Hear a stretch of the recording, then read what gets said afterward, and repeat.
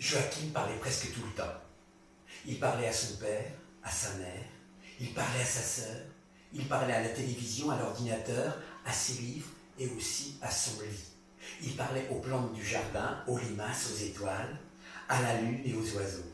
Il parlait de tout et de rien, et parfois de rien. Il parlait pendant son sommeil, mais exclusivement à ses rêves.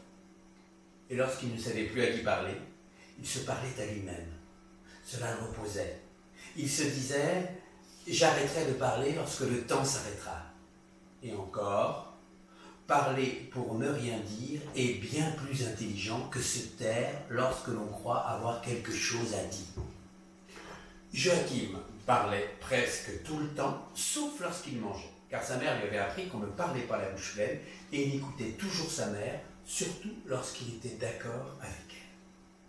Les sujets de conversation de Joachim étaient multiples. Le papillon qu'il avait suivi 2 heures durant à travers la forêt magique de Biocénan, le sourire moqueur de son chat Belzébuth, la brandade de morue qui avait failli s'échapper de son assiette à midi, ce satané ballon de foot qui refusait de s'envoler en direction de la lune, les rides du visage de sa grand-mère qui se transformaient en de terrifiantes montagnes russes lorsqu'il traversait la cuisine en patin à roulettes avec une passoire en guise de couvre-chef.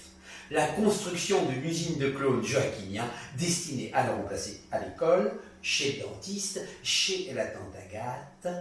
La liste était en élaboration. Ce qu'il ferait très exactement dans 1 an à la seconde près. Non seulement Joachim parlait la plupart du temps, mais il pouvait tenir des conversations en n'importe quel lieu. Dans la rue, les magasins, en regardant la télévision, en jouant à cache-cache. La liste était longue. Il n'y avait guère qu'à l'école qu'il mettait un bémol en chuchotant parfois, lorsque les adultes devenaient tout rouges. N'aimait pas cette couleur.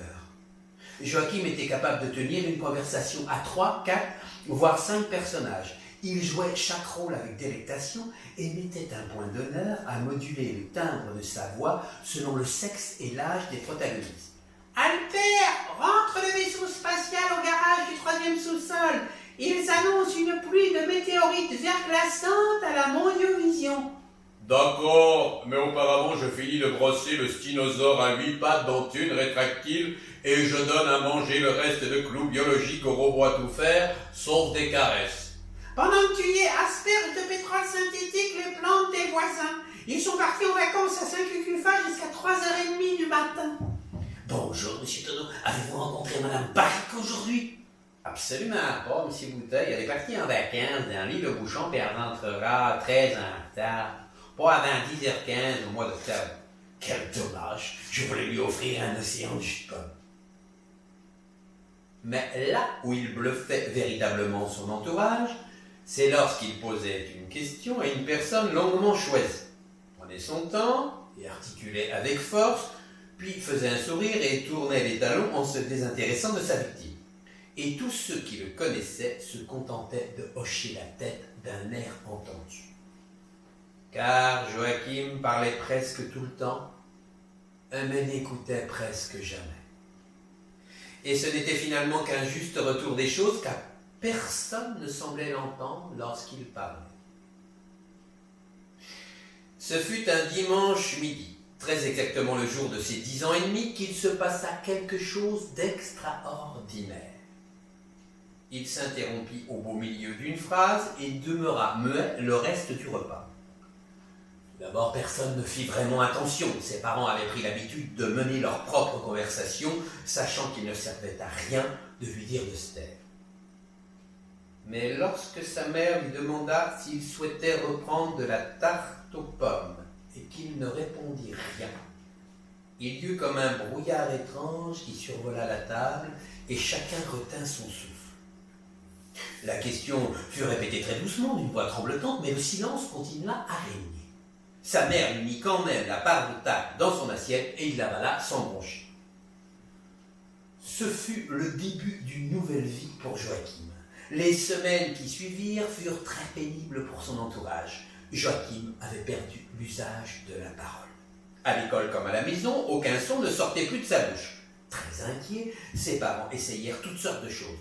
La douceur, la colère, la gentillesse, rien n'y fit. Ils firent alors appel aux plus grands spécialistes qui donnèrent tous un avis, chacun plus intelligent et plus documenté que l'autre. Joachim s'assit sur plusieurs types de fauteuils, certains très confortables, d'autres carrément affreux, et s'entendit poser un nombre impressionnant de questions qui déferlaient sur lui comme autant de vagues bruyantes et pleines d'écume. Rien ne se passait. Il gardait un visage impénétrable, regardait droit dans les yeux ses interlocuteurs, puis se mettait à inspecter minutieusement son environnement. Tous s'accordèrent à dire que c'était un cas désespéré, et que la science ne pouvait rien pour lui. Il est bien connu que lorsque les gens les plus intelligents ne trouvent pas, c'est qu'il n'y a pas d'explication. On allait finalement se décider à employer les grands moyens, des traitements expérimentaux qui doivent rester secrets parce qu'ils sont justement expérimentaux. Il fut alors décidé de réunir toute la famille pour en discuter, depuis l'arrière-grand-mère qui souriait tout en bavant, jusqu'à la dernière petite cousine qui bavait tout en pleurant. Joachim trônait en bout de table, le regard s'arrêtant sur chacun des membres de sa famille, comme un roi juge ses sujets. Après un repas qui dura plusieurs heures, non seulement le nombre de repas était impressionnant, mais il y avait aussi beaucoup de monde à servir. Le silence se fit, ponctué par des bâillements et des soupirs de satisfaction. Pour un peu, l'on aurait oublié l'objet de cette réunion de famille, lorsque l'oncle Jules prit son air le plus sérieux pour demander en soupirant longuement « Alors, il consiste en quoi ce traitement révolutionnaire ?» Les parents de Joachim se regardèrent d'un air entendu, puis sa mère sortit de son sac une enveloppe bleue qu'elle décacheta en un tour de main. Elle en sortit un papier jaune qu'elle déchiffra le temps de compter jusqu'à 3 et ouvrit la bouche toute grande sans avoir aucunement envie de la refermer. Son père, impatient, lui prit la feuille des mains et l'ayant parcouru, leva les yeux au ciel en poussant un « oh » d'exaspération. Tout le monde voulut lui arracher le papier, ce fut un tel brouhaha que la vaisselle se mit à trembler comme si un séisme de force 8 ravageait la salle à manger. Ce ne fut que lorsqu'on s'aperçut que la grand-mère menaçait d'avaler son dentier que le calme revint brutalement. Chacun regardant son voisin d'un air gêné. Sa mère reprit alors tout doucement le papier et lut « Commencez donc par le commencement ». L'Assemblée se gratta la tête, cherchant une explication, une énigme concoctée par les plus grands spécialistes du moment. Imperturbable, Joachim lisait en jetant parfois des regards à la dérobée. Plusieurs hypothèses furent émises, dont la plus remarquée hasarda une possible renaissance de Joachim. Cela ne fit rire personne, surtout pas sa mère qui n'avait aucune envie de recommencer. Il fallut remanger un peu pour activer les cellules du cerveau, mais rien n'y fit. Le soir commençait à tomber et l'on s'inquiétait de la suite des événements, lorsque Julie, sa petite sœur de 8 ans, se risqua d'une toute petite voix à intervenir. Se tournant vers ses parents, elle demanda si quelqu'un se rappelait la dernière phrase que Joachim avait prononcée. Sa mère put juste affirmer que le temps s'était arrêté pour elle ce fameux dimanche, et son père, dans un soupir, affirmait qu'il se rappelait sans hésitation tous les événements qui s'en étaient suivis, mais que non, il était incapable de s'en souvenir et qu'il n'avait jamais pensé que cela pût avoir la moindre importance. Alors, Joachim se leva, regarda chacun dans le blanc des yeux, prit une profonde inspiration et déclara « Moi, je m'en souviens très bien. J'ai dit, et si je me taisais, prendriez-vous le temps de m'écouter » Le silence qui s'ensuivit dura une éternité, jusqu'à ce que sa mère, la lèvre tremblante, prononce quelques mots. « Quelqu'un a-t-il encore faim ?» Puis Joachim partit d'un grand éclat de rire et enleva prestement le dernier morceau de gâteau au chocolat qu'il engloutit le temps de compter jusqu'à 3.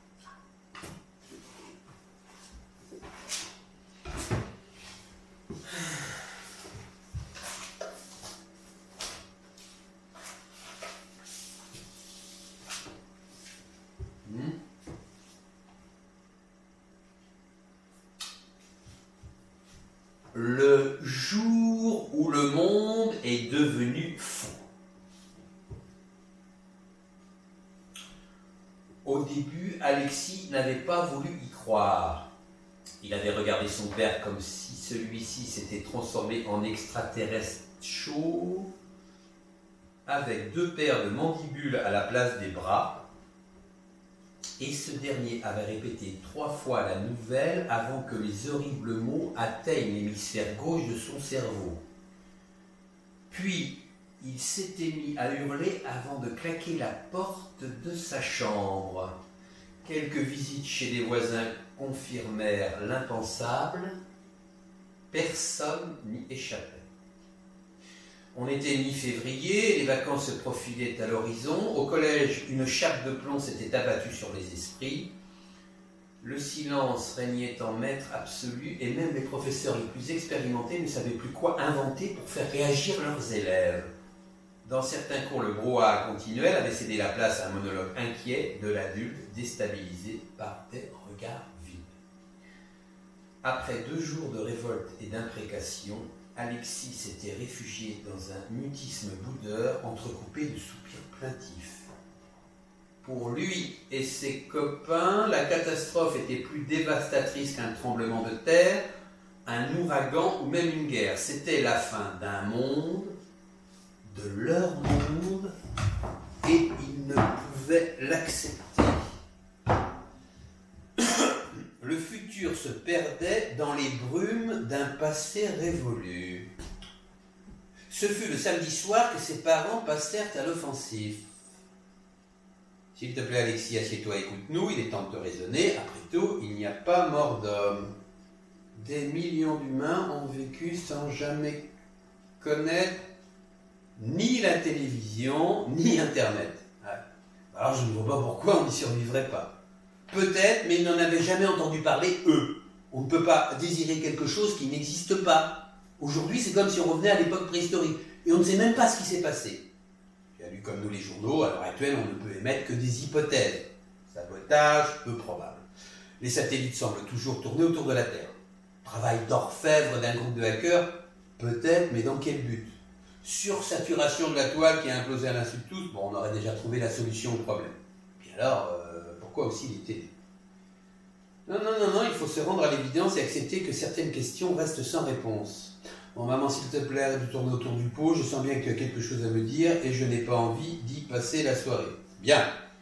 Je remarque avec plaisir que tu n'as pas perdu ton sens de l'observation.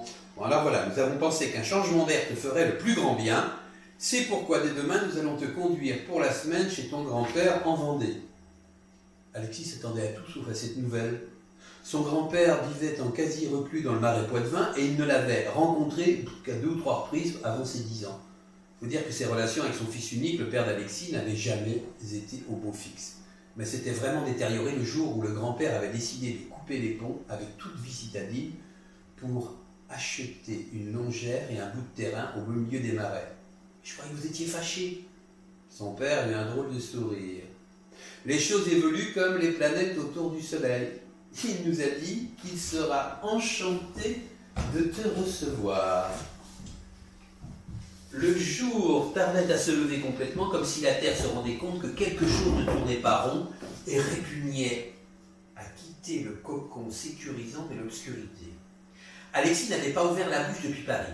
Depuis le grand chambardement, il se sentait pour ainsi dire nu, sans défense contre le monde extérieur. Le panneau indicateur de Maïzet le fit sortir de sa torpeur. La maison de son grand-père n'était qu'à quelques kilomètres de là. Les retrouvailles furent brèves et silencieuses. À peine la voiture disparue, Alexis ressentit un sentiment de panique qui lui vrilla la colonne vertébrale. Il venait de se rendre compte qu'il allait passer une semaine entière avec un inconnu. Son grand-père dut le sentir car elle lui proposa aussitôt de prendre possession de sa chambre. Et il ajouta qu'ici, le temps n'était pas une denrée rare et que l'on pouvait en abuser autant qu'on en voulait. Puis il déclara qu'il reviendrait pour midi. En fait, il ne revint qu'à 13h30, le visage rougi par le froid et les yeux rieurs. Après un rapide déjeuner silencieux, il indiqua à Alexis qu'il pouvait fouiller où bon lui semblait, à l'exception de sa chambre à lui, et il trouverait sûrement quelque chose d'intéressant à faire. Pour celui que le trouble envahit, la solitude demeure la meilleure conseillère. Puis il s'éclipsa en le gratifiant d'un sourire appuyé. Alexis en resta pantois. Il avait hérité d'un grand-père fantôme. Un instant, il pensa téléphoner à ses parents pour les supplier de le ramener dans un monde civilisé, puis il se ravisa. Après tout, pourquoi ne pas profiter de cette liberté toute neuve? Il passa au peigne fin la maison sans rien découvrir et se résigna à explorer la grange, véritable bric-à-brac où se côtoyaient divers outils et matériels de jardinage, chaises défoncées, tuyaux d'arrosage, vélos myope ou unijambistes et autres vieilleries. Et soudain, au milieu de ce fouillis, une petite merveille. Non, non, il ne se trompait pas. C'était bien l'un des premiers ordinateurs mis en vente fin des années 80. Autant dire une antiquité. Un léger sourire apparut au coin de ses lèvres. Il était prêt à parier que son grand-père en possédait un beaucoup plus récent, bien au chaud dans sa chambre. Soudainement joyeux, il décida qu'une petite promenade au grand air s'imposait.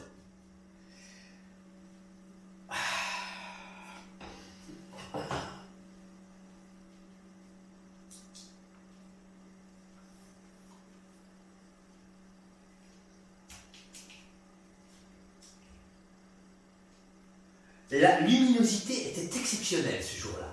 Il aperçut bientôt l'abbaye où Rabelais avait passé quelques années à singer-les-moines. Alexis marchait sans but précis, étonné de ces paysages qui contrastaient avec son quotidien de béton enfumé. Une odeur de bouse fraîche avait envahi l'atmosphère. Bizarrement, il s'en accommodait, se sentant dans la peau d'un voyageur temporel à la rencontre d'une civilisation oubliée. Perdu dans ses secrètes pensées, il faillit ne pas apercevoir son grand-père sortant d'une vieille maison en pierre. Un moment, il pensa l'aborder puis se ravisa. Ce serait beaucoup plus drôle de le suivre. Son grand-père marchait d'un pas vif et alerte. Il traversa le bourg en quelques minutes puis se dirigea à travers champs vers ce qui semblait être une ferme abandonnée. Impossible de le suivre sans se faire repérer. Il n'eut pas le temps de s'interroger sur la suite à donner, qu'il le voyait déjà ressortir et s'éloigner dans le sens opposé. Pas d'hésitation, il fallait foncer. Le bâtiment paraissait encore solide, mais la toiture laissait à désirer. Alexis poussa la porte entrouverte qui grinça sur ses gonds. L'humidité le disputait à l'obscurité et une tenace odeur de moisissure envahit ses narines. Au milieu de la pièce, une table brinque-ballante semblait être le dernier vestige d'une colonisation humaine du siècle passé. Rien d'anormal, sinon un drôle d'objet de forme ovoïde qui trônait majestueusement. L'œuf clignotait en émettant une espèce de morse lumineux avec des intervalles qui se respectaient sans discontinuer. Fasciné par ce jeu de lumière, Alexis tendit la main, habité d'une pulsion qui l'effraya. Le retour avait été précipité. Il avait couru tout au long du chemin, s'attendant à chaque pas à affronter un ennemi invisible. C'était la première fois qu'il prenait quelque chose qui ne lui appartenait pas. Épuisé, il contempla l'œuf une dernière fois. Pourquoi s'était-il éteint lorsqu'il l'avait touché?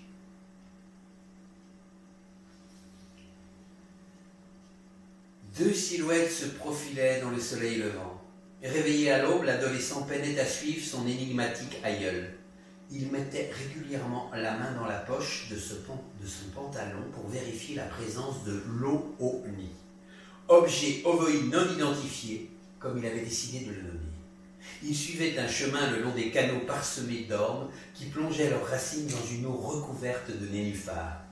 Ce monde lui procurait une émotion inhabituelle, un mélange de sérénité et de plaisir dont il se serait cru incapable. Ils quittèrent le sentier pour s'enfoncer dans un bois touffu, obscur et inquiétant, avant de déboucher dans un vaste champ qui menait à un bâtiment de ferme avec cour carrée. Sans lui jeter un regard, son grand-père franchit le seuil de la porte en bois en lançant à la cantonade « Salut la compagnie, j'ai une faim de loup !» Salut la compagnie, j'ai une faim de loup. Les yeux écarquillés, Alexis découvrit une assemblée des plus hétéroclites. « Alexis, je te présente la bande d'amis la plus bizarroïde au sud de la Loire.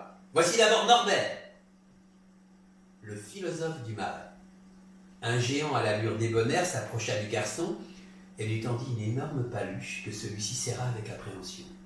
Il a arrêté l'école après la 3e et a dévoré tous les bouquins qui passaient à proximité sans sourciller. Platon, Descartes et consorts n'ont plus de secret pour lui. À sa droite se tient Marthe, la femme aux 30 mains. Une petite bonne femme replète et à la figure de poupon lui fit une référence en souriant. Avec ses 2 diplômes d'ingénieur et son sens de l'improvisation manuelle, aucune panne ne lui a jamais résisté. Elle réparerait en 2 temps 3 mouvements un radeau antigravité s'il en existait. Mais surtout, elle peut créer un tas de petites choses qui semblent inutiles, mais qui sont un baume à l'âme. Celui qui se cache derrière elle, c'est Johnny, docteur en biologie végétale et rebouteux à ses heures perdues. Une immense tignasse hocha la tête en direction d'Alexis, en lui clignant de l'œil.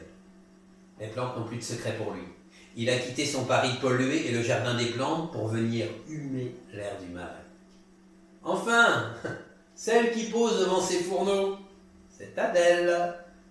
Une belle sorcière aux cheveux roux vint lui planter 2 grosses smacks au milieu des joues. Aucune spécialité particulière, mais une touche à tout extrêmement efficace qui nous remet les pieds sur terre lorsqu'on a tendance à s'envoler un peu trop. Adèle gratifia son grand-père d'un sourire enjôleur, puis enchaîna. Pour en finir avec les présentations, il est juste de terminer par ton grand-père. Voici donc Sigismond, de retour au pays il y a maintenant 10 ans. Sais-tu qu'il figure parmi les informaticiens les plus brillants de notre bonne vieille planète? Bon, quand tu auras fini de te balancer d'une jambe sur l'autre, nous pourrons nous mettre à table.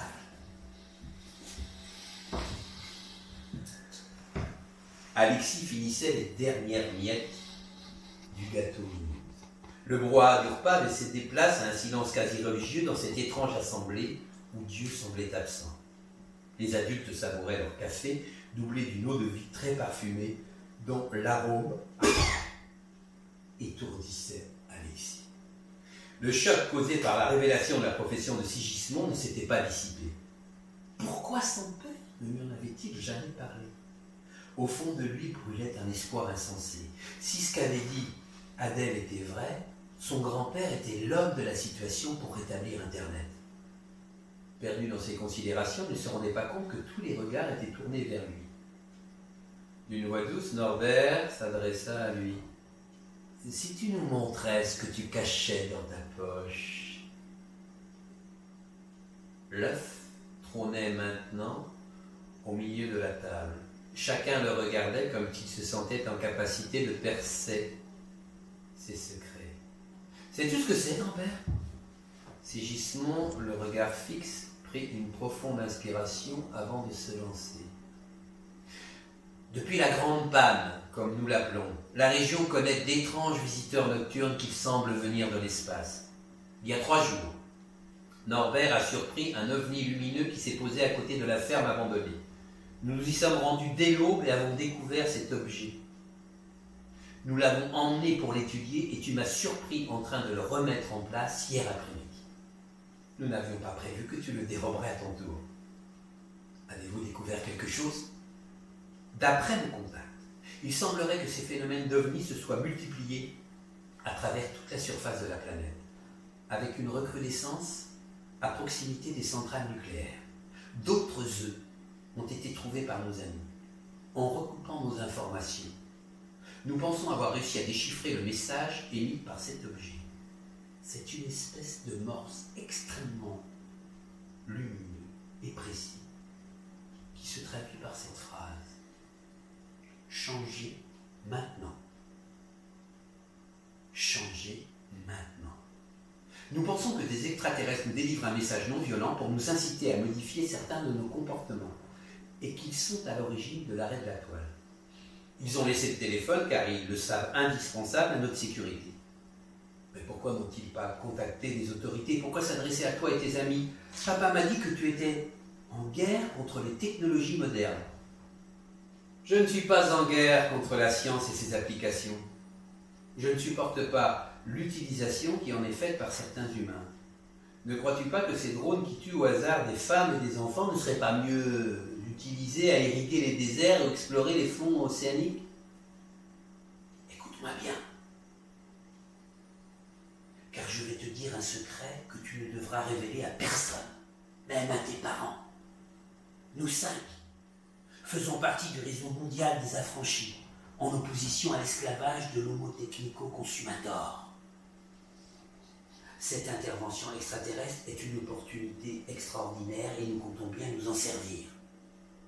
Nous pensons que nos visiteurs vont revenir ce soir, nous en transmettre un autre, et nous sommes bien décidés à ne pas rater ce rendez-vous. Toi, tu attendras notre retour en compagnie d'Adèle. La lune était pleine et brillait comme un soleil aphone. Alexis ne tenait plus en place. Finalement, la fatigue fut la plus forte et il sombra dans un profond sommeil à même la table. Il se réveilla dans des draps qui sentaient bon la rose. Sautant hors du lit, il se précipita dans l'escalier au risque de se briser les os. La bande était attablée et semblait détendue. Avant qu'il ait pu articuler le moindre son, Sigismond le devança d'un geste. « Assieds-toi et mange. Tu vas avoir besoin de toutes tes forces durant les prochains jours. Que penses-tu de devenir un messager des étoiles ?» Dans la voiture qui le ramenait vers la civilisation, Alexis repassait en boucle la scène de la veille. « Nous avons rencontré des êtres venus des étoiles. De les décrire m'est difficile, disons que ce sont des formes remplies de lumière sans cesse en mouvement. Nous avons pu communiquer à l'aide de l'œuf. Leur message est sans appel. Ils disent que nous sommes en danger si nous ne changeons pas notre mode de vie. Ils nous donnent 3 mois pour arrêter les guerres, abandonner toute forme d'énergie nucléaire et être en mesure d'assurer une nourriture régulière à tous les humains du globe. Sinon, ils couperont tous les moyens de communication pour une durée indéterminée. Ton rôle à venir est très simple. Tu dois te rendre dans une gendarmerie, délivrer leur message accompagné de ces photographies. Ne t'inquiète pas, tu ne seras pas seul. Près d'une centaine d'autres garçons et filles à travers le monde sont chargés de la même mission, le même jour et à la même heure. Les autorités seront bien obligées de reconnaître qu'il ne s'agit pas d'un canular. D'autant plus qu'au même moment, tout se remettra à fonctionner normalement. Nous les affranchis sommes d'un temps qui se fane. Vous êtes le futur. Et c'est à vous de remodeler ce monde. Alexis sortit discrètement d'une enveloppe 3 photos où l'on voyait sous des angles différents un engin de forme ovoïde à côté de la ferme, devant laquelle posaient des êtres luminescents qui semblaient lever vers le ciel ce qu'on pouvait qualifier de bras. Il s'était mis d'accord avec son grand-père pour prévenir ses parents juste avant l'opération Lumière, c'est-à-dire dans 8 jours. À cette occasion, Sigismond ferait l'effort de se rendre à Paris. Quoi qu'il arrive, le monde ne serait plus jamais comme avant. Les étoiles avaient pris une autre dimension. Il se mit à éclater de rire avec une telle force que ses parents sursautèrent en lui demandant si tout allait bien. Il venait de se rendre compte qu'Internet et la télévision ne faisaient plus partie de ses préoccupations prioritaires. Sigismond avait délaissé ses amis pour profiter de la tiédeur de la nuit et du marais somnolent. Tout s'était déroulé comme prévu. L'incapacité des humains à corriger leurs erreurs validait leur scénario contraignant. L'homme demeurait sans conteste le meilleur ennemi de l'homme. Enfin, cela n'avait pas été un jeu d'enfant de dévier la connexion Internet d'une milliseconde dans l'espace-temps. Quant à l'œuf et au spectre lumineux, seule la commande à distance avait posé quelques problèmes. Heureusement, Marthe et ses amis chamans s'étaient servis de procédés télékinésiques unidirectionnels. Il alluma sa pipe avec un plaisir non dissimulé. Changez maintenant, sinon nous recommencerons encore et encore.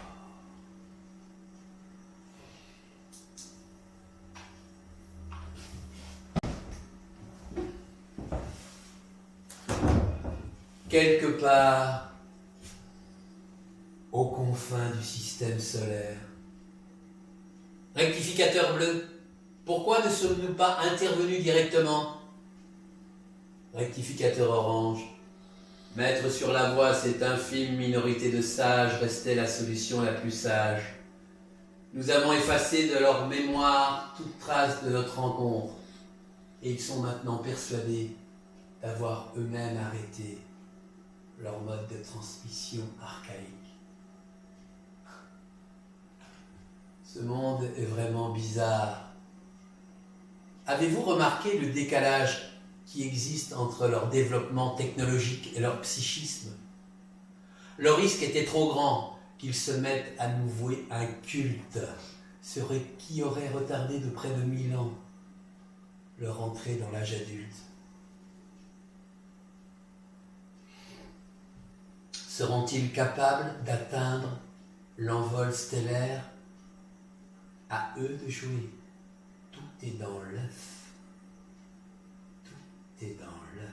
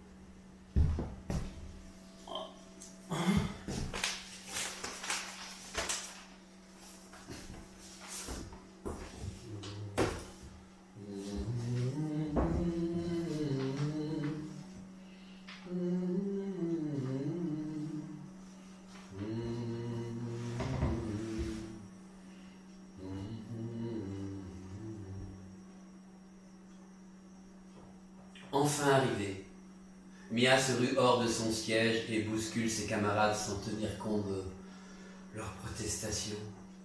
Elle veut être la première à les apercevoir. Peu importe qui elle doit piétiner pour parvenir à ses fins. Elle en rêve depuis tellement longtemps que c'en est devenu une obsession.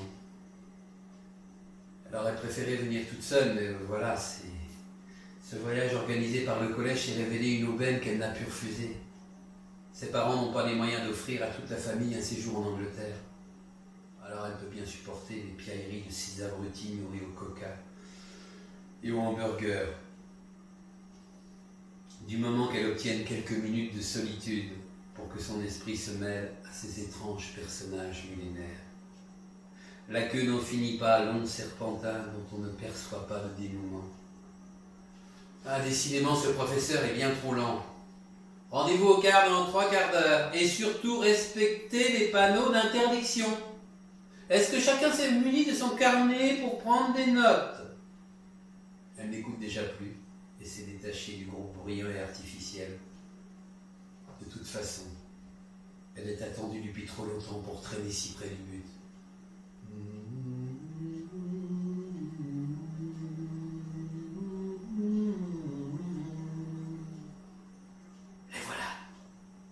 Elle s'arrête brusquement, le souffle coupé. Bien qu'elle se soit fait des milliers de fois le film dans sa tête, sa rencontre avec les mastodontes fait surgir en elle une émotion qui la bouleverse au plus profond de son être. Elle manque trébucher et se retient juste à temps au bras d'une vieille dame qui lui lance un sourire bienveillant mais interrogateur. Elle bredouille un vague « excusez-moi » et reprend sa marche à petits pas en respirant très profondément. Ceux qui viennent ici ne connaissent pas tous ce même émerveillement qu'il habite maintenant. Elle en est persuadée. Ce lieu porte bien son nom. Stonehenge, les pierres suspendues.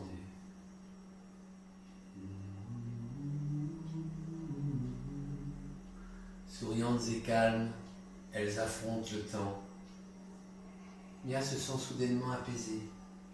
Comme si un aboutissement venait de s'accomplir, quelque chose qu'elle ne comprend pas, mais qui la rend profondément heureuse, qui la rassure. Toutes ces ombres qui l'entourent sont sans importance, Elle est seule au monde, en plénitude avec l'univers, et elle avance doucement vers l'astre qui luit à travers la pierre immobile. L'herbe est brûlante sous ses pieds, Mana marche telle une déesse, le soleil éternel allié accompagne sa destinée. Sa mère est la mère de sa mère, avant elle ont pressé le pas, gardienne du temps et du sanctuaire, elle le sera jusqu'au trépas. Ils sont venus dans un soupir il y a longtemps, étranges voyageurs d'un ciel si bas. Ils sont venus sans prévenir il y a longtemps, étranges bâtisseurs surgissant d'un ciel sans âme. Mana s'agenouille comme chaque jour, tout cela respecte comme une mère. Rien ne peut salir notre terre, qui devienne de Mana l'amour. De ses bras elle entoure les pierres, le refrain, le baiser rituel, son fond brûlant caresse le ciel, et chacun de louer l'héritière. Ils sont venus dans un soupir il y a longtemps, la la la la la la. Ils sont venus sans prévenir il y a longtemps, étranges bâtisseurs surgissant d'un ciel sans âge. L'esprit de Mana vagabond aux confins du monde des mondes.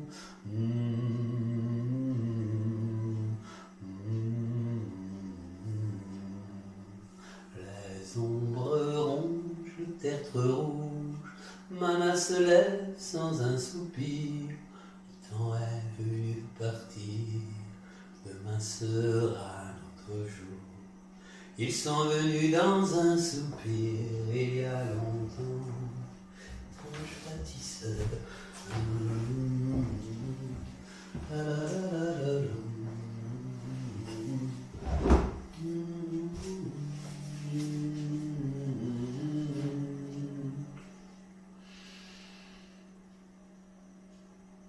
Bien, où étais-tu? Tout le monde te cherche. Dépêche-toi, nous sommes déjà en retard pour la visite de la cathédrale de Salisbury. Ce ne sont que des pierres après tout. Des larmes lui coulent doucement sur les joues de Mia. Ses pieds bougent, malgré sa volonté, mais elle sait qu'une partie d'elle-même restera à jamais à côté de ces pierres dressées qui se moquent du temps à venir. Peu importe qu'à des milliers d'années-lumière de là, des êtres aient oublié la petite planète bleue sur laquelle ils ont érigé une de leurs balises spatiales. Une sorte de pense-bête, avec des codes différents selon la géométrie employée, des cercles signifiant planète sans véritable intérêt, vie peu évoluée, éventuellement à revisiter dans quelques 10 000 ans, s'ils ne se sont pas détruits auparavant. Ainsi, à travers l'univers, Mana et ses sœurs scrutent inlassablement le ciel, attendant que tout prenne sens. Mais l'attente n'est-elle pas déjà une fin en soi? Et vous, qu'attendez-vous?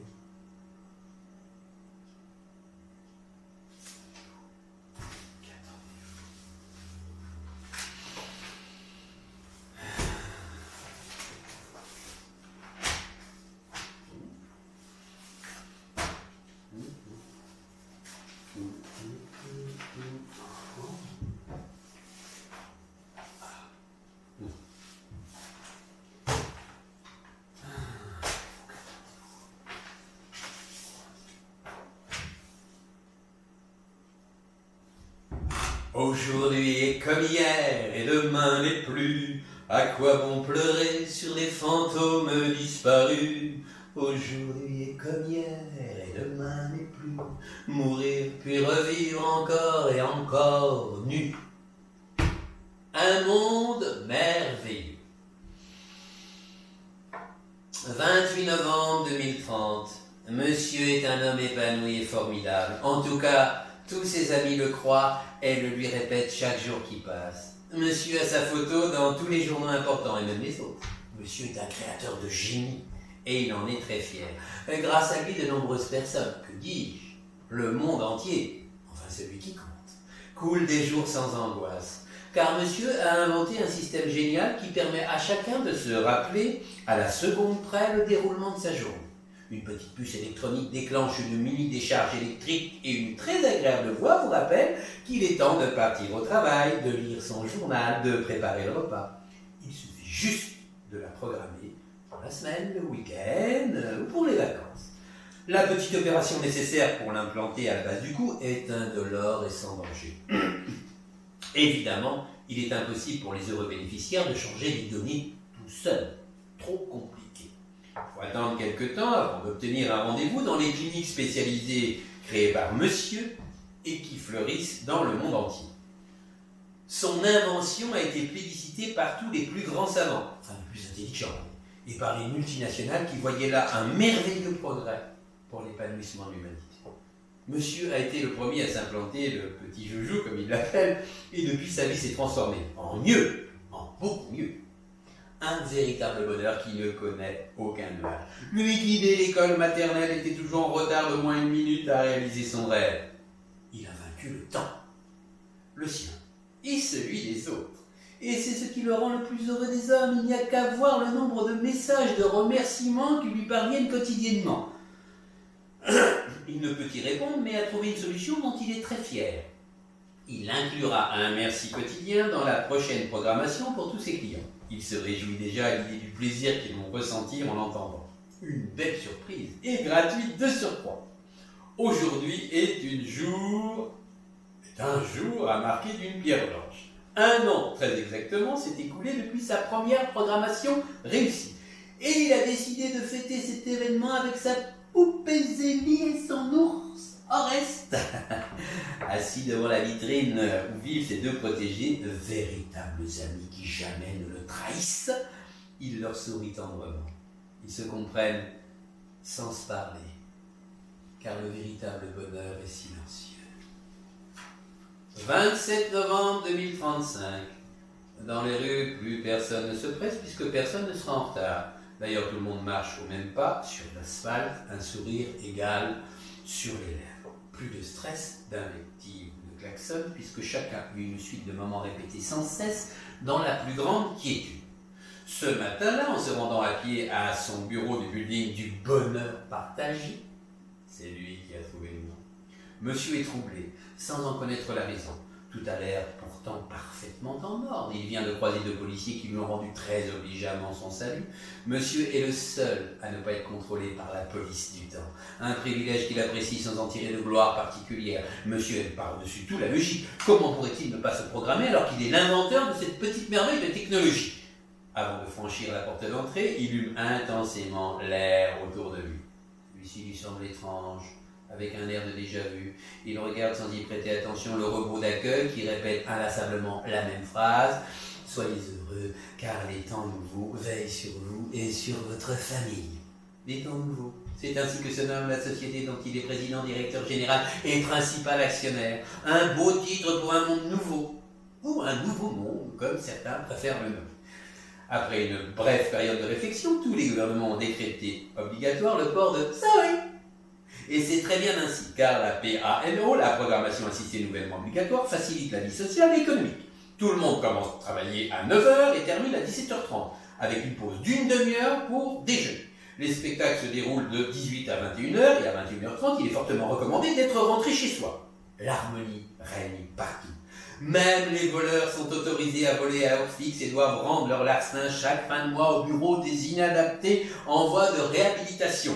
Quant au crime, ils ont disparu en même temps que les criminels. La PANO exclut toute violence. Ceux qui ont essayé se sont dématérialisés en un quart de seconde. Zoé, c'est donc la puce électronique. Monsieur a lui-même choisi son nom. Il adore sa sonorité et surtout la poésie de ses 3 lettres. Tout le monde a applaudi et on a fêté l'avènement de Zoé dans l'ensemble des pays évolués en route vers le bonheur perpétuel. Le 28 novembre 2034, à 13h03 et 3 secondes, chacun a eu droit de boire la coupe de champagne gracieusement offerte par la Société Universelle des Temps Nouveaux. À 13h03 et 10 secondes, le verre s'est autodétruit, car il était temps de reprendre le travail. On eut à déplorer que quelques coupures bénignes, essentiellement dues à des étourderies liées à une absorption trop lente. Ce jour-là, à 19h, tout le monde s'est retrouvé devant l'un des écrans géants disséminés dans la totalité du monde civilisé pour écouter monsieur expliquer et vanter les bienfaits de Zoé. Le discours s'est terminé par un concert de musique électronique intrasensorielle de 12 minutes 48 secondes qui correspond au temps nécessaire pour une programmation annuelle. Et pour clore cette magnifique soirée, les distributeurs de nourriture sont entrés en action pour fournir aux insouciants citoyens leur dose de calories sucrées, salées, acides, amères, chocolatées en une seule portion. Monsieur traverse le hall d'un pas presque assuré qui se veut tranquille. Comme chaque jour, les 6 employés humains des Temps Nouveaux lui font une haie d'honneur en souriant, la tête respectueusement tournée vers le bas. Ils savent qu'ils ont beaucoup de chance d'être au service de la modernité et monsieur les en remercie d'un vigoureux « Il aime plaisanter. Une fois par jour, ça détend tout le monde. » Puis il emprunte l'ascenseur pour descendre à son bureau au niveau -10, le plus bas. Là, il se sent en pleine sérénité pour réfléchir à de nouveaux projets. Aucun bruit ne filtre et la concentration s'installe automatiquement. Pourtant, ce jour-là, lorsqu'il s'assoit dans son fauteuil en forme de trilobite, quelque chose d'inconnu le submerge. Cela ressemble à du désespoir, mais sans en avoir l'odeur. Le mot vide, voire néant, serait plus approprié à la situation. Un vent de panique a envahi l'hémisphère droit de monsieur et semble vouloir tout détruire sur son passage. Néanmoins, monsieur résiste avec l'énergie du mollusque qui glisse inexorablement vers l'entonnoir des sables mouvants paralysants. Jamais il n'a connu une telle situation. Il s'est programmé chaque jour à 9h30 pour créer de nouvelles idées destinées à enrichir la vie de ses concitoyens. Et il est hors de question qu'il ne remplisse pas ses devoirs vis-à-vis d'eux. Malheureusement, beaucoup de ces ingrats ont décidé de vivre sans Zoé pour fuir dans les sombres forêts qui entourent les cités. Mais par la grâce de Zoé, très peu ont pu les atteindre sans être dématérialisés. Le haut-parleur météo le sauve in extremis d'un ouragan neuronal. Aujourd'hui, 27 novembre 2035, beau temps en matinée, beau temps dans l'après-midi. Munissez-vous de parapluies entre 18h35 et 18h37 car 4857 gouttes de pluie terniront le début de soirée. La température de la nuit oscillera entre 5 et 8 degrés. Cette année, nous fêtons uniquement les anniversaires des Raoul et des Lola. Ah, les joyeux vénards. Alors profitez-en exceptionnellement jusqu'à 22h et que Zoé vous protège. À situation inédite, remède exceptionnel. Il lui faut une petite minute pour se déprogrammer, puis il se dirige à pas lents vers le fond de son bureau où résident ses sauveurs.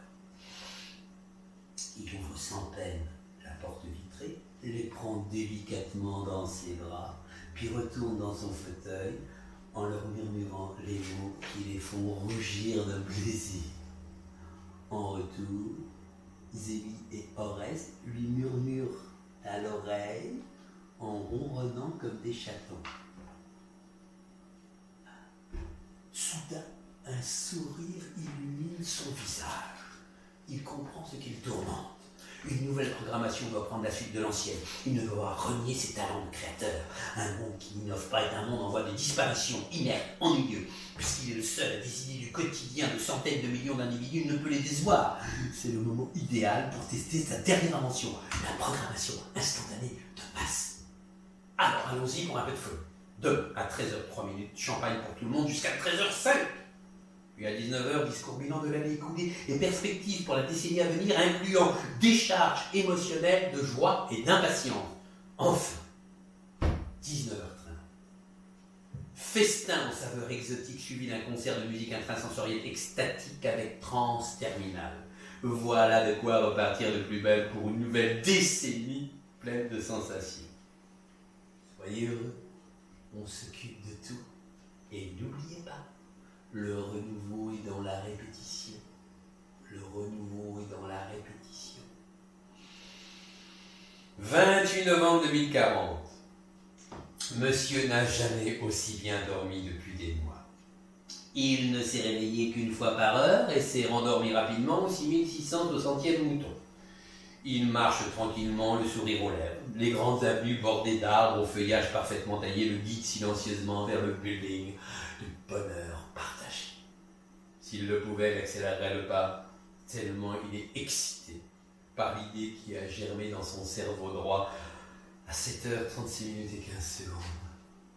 Mais heureusement, tout en réfrénant un frémissement d'effroi, en égrenant cette pensée saugrenue, il se rassure en se disant que c'est impossible. La programmation est sophistiquée au millième de seconde près, la quasi-perfection, pour une totale réussite. Comme chaque matin, les 30 robots qui composent la totalité du personnel des temps nouveaux lui font une haie d'honneur, en spalmodiant la phrase rituelle « Merci, maître, pour cette vie facile et sans surprise. Puisse-t-elle durer encore et encore ?» Il atteint son bureau du 107e sous-sol à 8h59 et 59 secondes. Au même moment, sur toute la planète, l'élite de l'humanité en fait autant. 100 000 privilégiés qui vont passer leur journée à méditer sur leur incroyable chance. Les autres humains sont morts ou ont préféré la fuite, incapables de comprendre l'utilité de Zoé 3. Aucune importance. L'humanité poursuivra son chemin malgré leur stupidité. Car tout à l'heure, après la coupe de champagne annuelle, monsieur a décidé d'un changement de cap pour l'humanité. Une véritable révolution qui fera de lui l'égal des prophètes, un génie universel adulé jusqu'à la fin des temps. C'est en regardant boire son baobab nain que l'idée a germé. Mais elle s'est développée lors de ses nombreuses conversations avec Zélie et Oreste. Ils ont su le convaincre de la grandeur du projet. À 13h05, très exactement, la nouvelle programmation entrera en vigueur. Monsieur ne doute pas de son choix. Le temps des fourmis est révolu. Les humains doivent maintenant s'élever vers d'autres cieux. Qu'y a-t-il de plus fascinant que de ne rien faire, immobile, tel un végétal se projetant vers le firmament.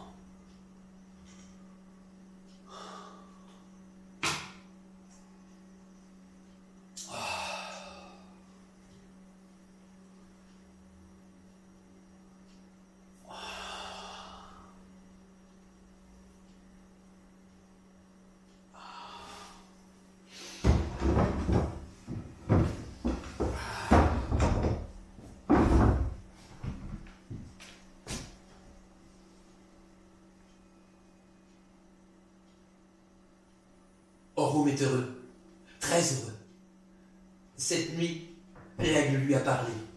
Il lui a raconté l'histoire de la vallée depuis des lunes et des lunes avant que l'homme n'apparaisse, quand le feu était encore son propre maître. Et puis, il est devenu lui aussi un aigle, et il a volé, jusqu'à ce que le soleil le rattrape. Le lièvre, la musaraigne et le blaireau l'ont sauvé comme il se doit. Lui, le boiteux, dont le courage vaut celui de Loum, le fils d'Irouk, le chef du clan. Dans sa main gauche, la plume de l'aigle qu'il serre avec ardeur.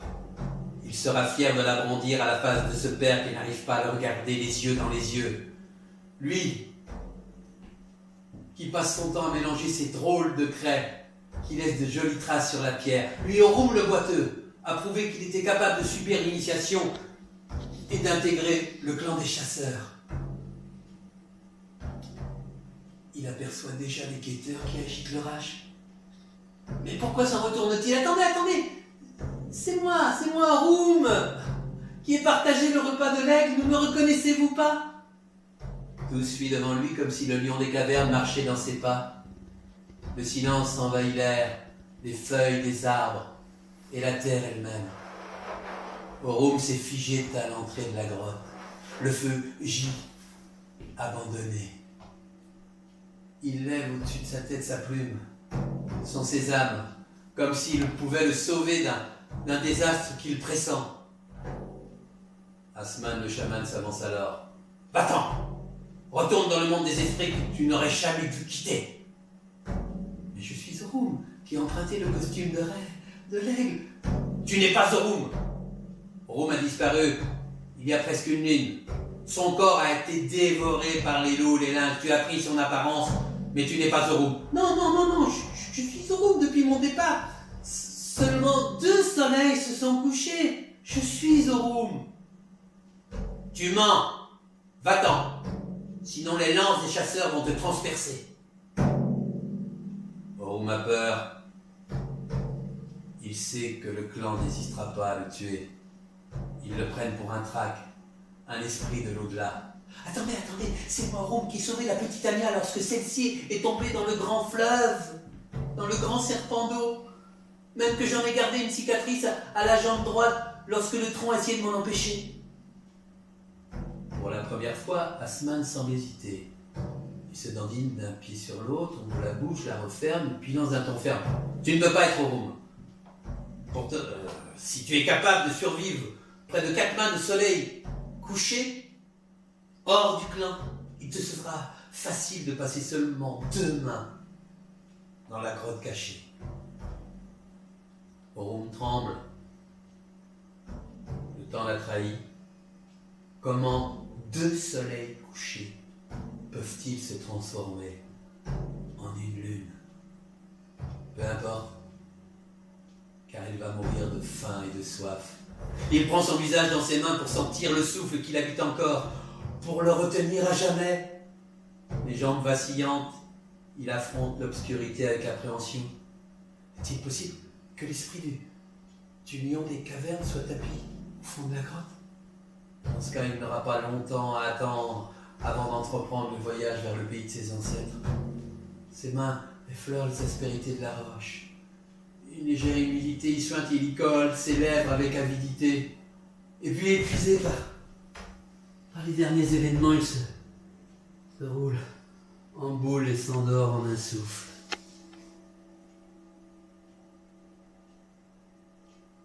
Zorum ne sait pas combien de fois le soleil s'est couché. Il s'est habitué à la presque obscurité, mais sa bouche le brûle, comme si le feu le dévorait. Il sait qu'il va bientôt rejoindre le monde des esprits, et cette fois-ci pour de vrai. Mais peut-être est-il déjà en route, car il entend une petite voix scander son nom. Zorum, Zorum, où es-tu, Zorum? Je suis venu pour toi, Zorum, réponds-moi. Zorum, où es-tu, Zorum? Zorum. Moitié conscient, moitié endormi, il entend la voix se rapprocher. Zorum n'a plus peur. Il sent une présence bienveillante autour de lui. Quelqu'un lui tend une outre remplie d'eau dont il s'empare avec avidité. Ses mains saisissent un morceau de viande froide qu'il engloutit en quelques secondes. Une ombre le frôle et semble déposer quelque chose à ses pieds. Il voudrait remercier son bienfaiteur, mais celui-ci a déjà disparu. En tâtonnant, ses mains découvrent ce qu'il n'osait espérer. Son sourire illumine la grotte. Il se met tout de suite au travail car il a une mission à remplir. Le rouge et le jaune emplissent ses mains. Le temps est redevenu son ami. Il va l'utiliser pour montrer qu'Zorum le boiteux est digne de devenir chasseur, qu'il n'est pas comme les autres, non. Pas comme les autres.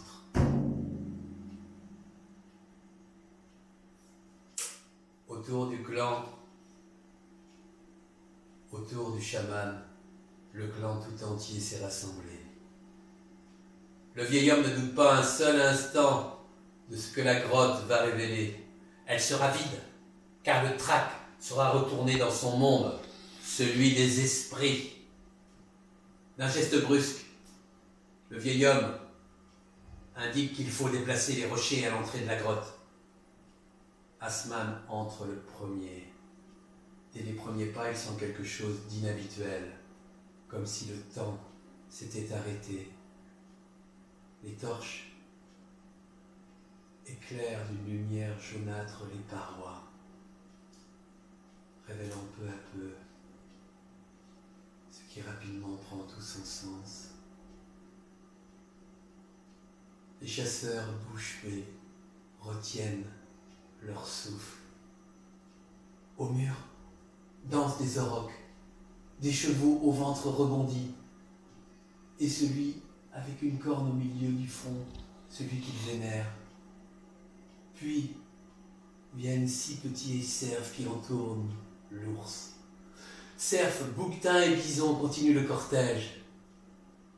L'unique reine, qu'ils n'ont plus vue depuis de nombreuses lunes, vient lui rappeler combien il leur était précieux. Ils frémissent devant les félins aux croix serrées et le rhinocéros au poignard volant. Mais c'est devant l'homme à la tête d'oiseau et au sexe érigé qu'ils se figent comme absorbés par la matière vivante. Du fond de la grotte surgit un fantôme hirsute, les yeux flamboyants. Tous s'écartent à son passage. Aurum se plante devant Asman, tétanisé. L'aigle, mon totem, a guidé mes pas. Les esprits des animaux nous guideront lors de nos prochaines chasses. Le soleil, lui, haut dans le ciel, tout sali, celui qui sait parler aux esprits. Aurum le boiteux est devenu Aurum le sage. Hiruk, en lui faisant le baiser rituel des chasseurs, a prédit que les peintures de la grotte accompagneraient les fils des fils des fils de leurs fils pendant des centaines de lunes. C'est à ce moment précis qu'Anya est venue se blottir tout contre Aurum, comme un petit aigle se frotte aux ailes de son grand frère, l'aigle royal.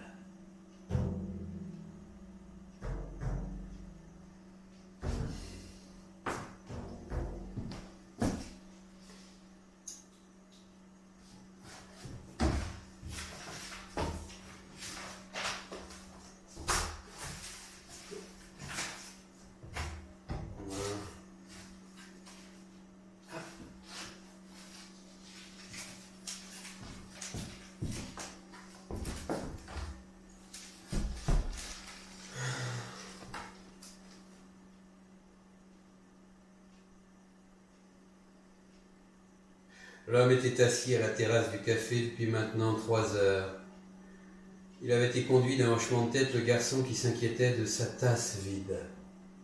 Le sourire aux lèvres et les yeux perdus au loin, il attendait.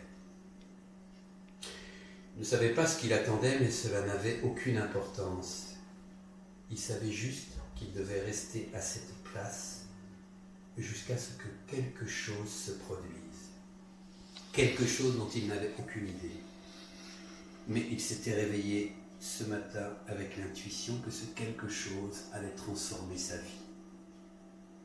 Autour de lui, des ombres s'animaient et leur balai renforçait son sentiment de plénitude. La femme marchait d'un pas rapide, virevoltant avec aisance parmi l'effervescence de la mi-journée. Elle pensait à ce rendez-vous tellement important. Et l'angoisse lui étreignait la gorge. Un fantôme surgit pour la plaquer au sol tandis que retentissait le cri strident d'un monstre. Déjà le bus s'éloignait, abandonnant le champ de bataille. Encore étourdie, elle sentit des bras la soulever, un regard plongé dans le sien et une onde bienveillante l'envahir lorsqu'une voix lui susurra « Je t'attendais ». Et vous, qu'attendez-vous ?